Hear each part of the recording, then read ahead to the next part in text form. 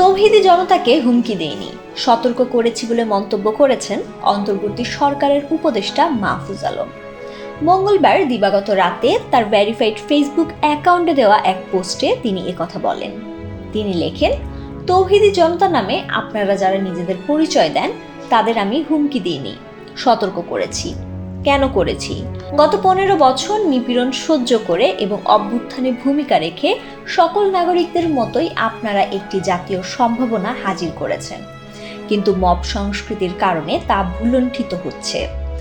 এক্ষেত্রে আপনাদেরকেই এই সম্ভাবনা রক্ষা করতে হবে। কেউ না বুঝলেও আমরা আপনার প্রয়োজন বুঝি, আর তাই তো অত্যাধুনিক ফিচার সম্বলিত বিভিন্ন সাইজ আর কালারের 250-টিরও বেশি ডিজাইন অপশন নিয়ে ওয়ালটন স্মার্ট ফ্রিজ বোঝে আপনার প্রয়োজন।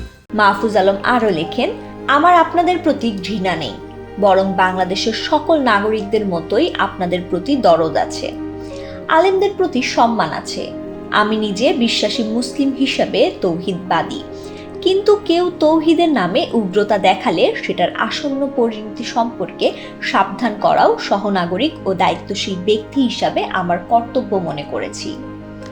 বাংলাদেশে এখন স্থিতিশীলতার দরকার উল্লেখ করে তিনি আরও লেখেন, বিপ্লবী জনতা আর খণ্ড খণ্ড মব আলাদা জিনিস।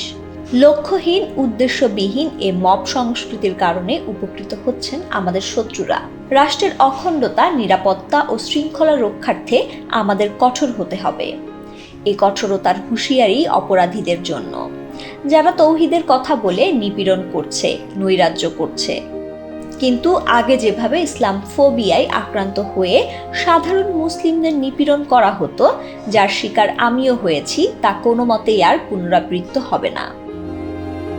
আলেম ওলামা, মাদ্রাসার ছাত্ররা গত 15 বছর নিপীড়নের শিকার হয়েছেন, এবারের অভ্যুত্থানেও রক্ত দিয়েছেন, কিন্তু যে স্বাধীনতা এত রক্তাক্ত, সে স্বাধীনতার রক্ষায় প্রজ্ঞা না দেখালে যে জুলুম নেমে আসবে, এই সতর্কতা উচ্চারণ যদি ভুল হয় তাহলে আমার কিছু বলার নেই।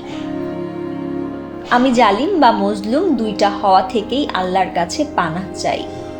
পুনশ্চ ব্যক্তির আক্রমণ, ব্যক্তিগত বিশ্বাস নিয়ে আক্রমণ বা সন্দেহ তৈরি, পরিবারের সদস্যদের হুমকি বা বেইজ্জতি ইত্যাদি কাজগুলো নবীজির অনুসারী হিসাবে সবার পরিত্যাগ করা উচিত। চলুন বিভাজন আর ঘৃণা বাদ দিয়ে রাষ্ট্রকে সবার আগে গড়ে তুলি। পরস্পর সম্মান ও মর্যাদার সম্পর্কই নতুন বাংলাদেশের ভিত্তি।